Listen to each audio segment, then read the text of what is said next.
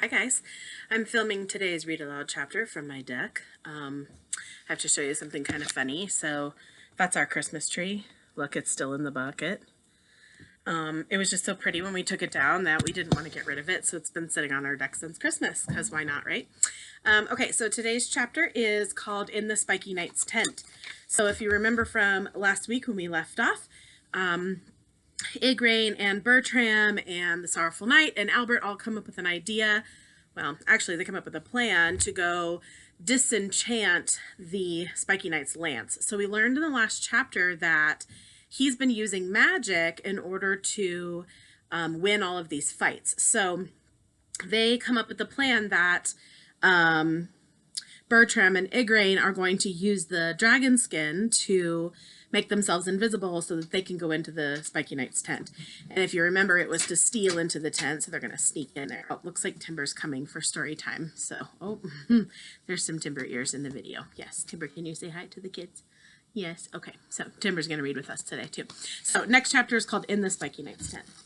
Igraine liked being invisible. She enjoyed seeing the foolish expressions on the faces of Osmond's men as she jostled them, and luckily there was such a crowd among the tents that they forgot about it the next minute. None of them suspected that the daughter of the magicians they were besieging was walking around their camp unseen. No one stopped Igraine and Bertram. No one swept the dragon skins off their heads and made the invisible spies visible again. And finally, they reached Rowan Heartless's red tent. Only a little way off, 4 knights stood on guard outside Osmond's tent, but the Castellan's tent was unguarded. Igraine glanced back at the castle.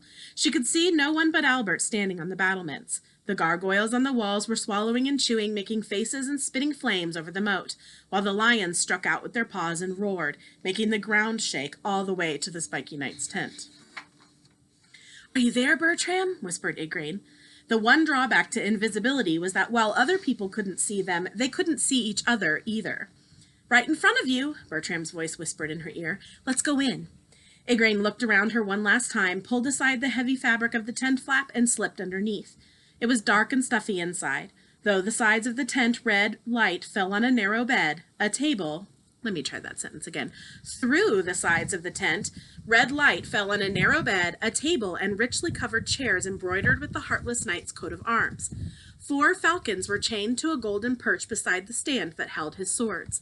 They wore leather hoods covering their eyes and moved their heads restlessly as Igraine came close to them. "Hunting falcons," she whispered. "The hedgehog takes his falcons with him on every siege. But where's his lance?" She looked around for it. The smallest of the birds croaked excitedly and stopped. Oh, I lost my place. And stepped restlessly back and forth on its perch. "Shh," hissed Igraine. "It's all right." "There, look behind the birds," whispered Bertram. "Oh, no," whispered Igraine. "He has 5 lances, Bertram, 5!" The smallest falcon spread its wings and opened its hooked beak, but Igraine bravely pushed her way past it. Not even 100 hairy spiders with their sticky webs could have kept her from the lances now. Or so she hoped anyway. "Oh, Bertram, how could we have been so stupid?" she whispered as they stood looking at the lances. "Of course he has several. Now what? Albert's powder will never be enough for them all." "It's the middle one," whispered Bertram. "Don't you see its point glowing green, just as Albert said?" He was right. Igraine carefully drew the lance out of its holder, carried it past the squawking, flapping falcon, and put it on the table. If you looked closely, you could see the faint green glow quite clearly. "What a cheat," she whispered. "He really does use an enchanted lance." She listened for sounds outside. The noises of the camp came through the sides of the tent, but there was nothing unusual to be heard. No footsteps approached. No horses snorted outside the tent entrance. Reassured, Igraine took the dragon skin off her head and opened the little container with Albert's powder inside. "What are you doing?" whispered Bertram uneasily. "I can see you." Igraine went up to the table and ran her finger over the length of the lance. It was a beautiful weapon, with costly decoration and a wooden shaft as hard as iron. "I can't disenchant this thing if I can't see my own fingers," she hissed, as she carefully trickled Albert's powder out of the container and over the point of the lance. It clung to the metal like hoarfrost clinging to a damp leaf. Next, Igraine took out Albert's tapers and rubbed one between her fingers. It burst into flame with a sharp hiss. If you remember from the last chapter, a taper is a candle. Igraine let the white flame lick up the powder and begin to whisper the red chant. one of the 99 magic spells that every magician's child must learn, even if she wants to be a knight. Be you gone, you magic shimmer, may your light grow even dimmer. Lance thrown by a wicked arm. She rubbed her forehead. How did it go next? Igraine! Bertram's voice sounded very anxious. Don't worry, I'll remember in a minute, Igraine whispered. Lance thrown by wicked arm. Oh, yes! She raised her hands and heard Bertram heave a sigh of relief. Doing honest knights such harm, now forever be you free of magic and of treachery. She had hardly spoken the last word when the white flame went out and took the green glow with it. Won't he notice, Bertram? Won't he notice? Bertram, too, had taken the dragon skin off his head, which made him invisible only from the shoulders down. Quite a strange sight, but it was terribly stuffy under those skins. Igraine shrugged and took the lance back to its place. Once again, the fourth falcon spread its wings, but the others perched there as if they were asleep. So here's one of the falcons on the bird perch.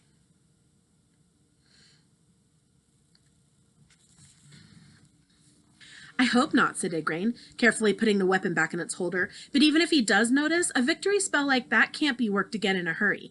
At least this evening he can't use a magic lance, that's for sure. She quickly drew the dragon skin over her head again and tiptoed to the entrance of the tent. Cautiously she peered, past the flap, looked left then right, and saw Rowan Heartless riding straight toward her. He was kicking out of his way anyone who came too close to him. Then he reined in his horse outside Osmond's tent and dismounted with a clink of armor.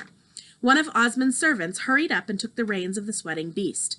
Bertram, quick, pull that dragon skin over your head, hissed Igraine over her shoulder. The hedgehog's back. Then she peered out again. The Spiky Knight looked around and disappeared into Osmond's tent. Do we have time to escape? Whispered Bertram. Yes, he's gone into Osmond's tent, Igraine whispered back. Quick! She felt Bertram hurry past her into the open air, and was just about to follow him when something occurred to her. In alarm, she looked around. Yes, there was Albert's container still lying on the table, open and empty. She quickly ran back, hiding under the dragon skin. The lid, she murmured. Where's the lid? She knelt down, looking under the table, and heard footsteps, clinking footsteps coming closer. A horse neighed. What the devil's got into that horse? She heard Rowan Heartless ask in his cold voice. I don't know, sir, someone anxiously replied. He's shying as if he'd seen a ghost. The horse neighed again. Bertram, thought Igraine. The horse can sense Bertram. Let's hope it doesn't kick him in the head. She leapt to her feet and ran for the entrance to the tent. But before she could slip out, the Spiky Knight put back the tent flap. Igraine felt his breath on her face, but he looked straight through her. Soundlessly, feeling weak in the knees, she stepped aside, thankful to Albert and her parents for using their magic to make her a suit of armor that didn't clink. Rowan Heartless strode past her and dropped into a chair, stretching his legs out stiffly. Squire, he bellowed. A weedy boy scurried into the tent, head hunched between his shoulders. Take off my greaves and polish them, growled Heartless. And better than you did last time, or I'll have you thrown into that enchanted moat, you understand? Yes, sir, breathed the boy, and set to work. Igraine began to creep toward the tent's entrance, yet again. And where's my dinner? Heartless pounded the table with his fist. Igraine jumped, not daring to move. 3 more squires hurried into the tent with dishes and plates, barring her way. She felt like cursing out loud. The horse outside had calmed down. Was Bertram back in the castle yet? Would he be able to open the stone lion's mouth by himself? She had told him what to do and say, but the master of horse had never worked magic before. The servants brought the Spiky Knight something to drink. Soldiers complained that they were running out of arrows. A knight reported the loss of the great battering ram to one of Albert's diabolical spells. And, as Igraine stood there, waiting for an opportunity to slip out of the tent, she suddenly saw the lid of the powder container. It was lying right underneath the falcon's perch, where anyone could see it clearly. Should she creep over and retrieve it? She was still invisible, but just as she was about to try, Rowan Heartless called for his squire again. Did you feed the falcons? He snapped. They wouldn't eat those mice, replied the squire, not daring to look at his master. What did you say? The Spiky Knight angrily got to his feet and went over to the birds. The tip of his shoe nudged the golden lid aside. In her fright, Igraine bit her lips until they were almost bleeding. You haven't been giving them fruit and vegetables again, have you? Growled Rowan Heartless. The squire's head bent even lower.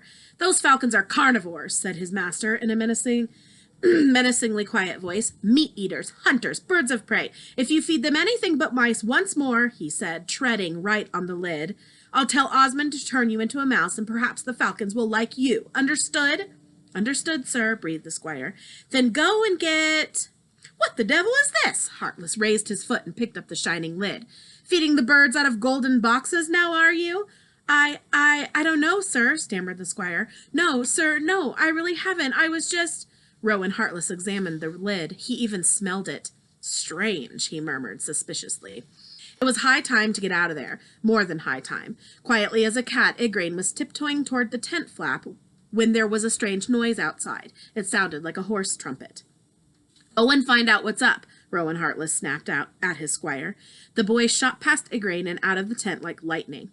"Sir, there's a strange knight on the castle battlements," he stammered when he stumbled back in again. "What kind of strange knight?" growled Heartless, standing up.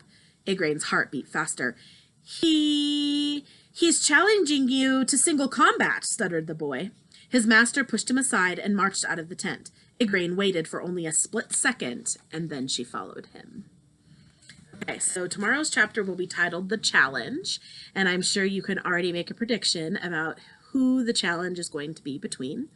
The Spiky Knight, the chapter where Igraine and Bertram are in the Spiky Knight, which is the one I just read, is one of my favorites because it's very suspenseful. So Igraine is hiding in the dragon skin. She's in his tent, and she is successful in disenchanting the land. So that is one of my favorite chapters of this book. I want you guys to respond and tell me what part was suspenseful for you, meaning were you scared for Igraine or Bertram, or were you curious what was going to happen to them? And how do you feel like the author did building suspense, which I think is really fun to do as a writer. Thanks, guys.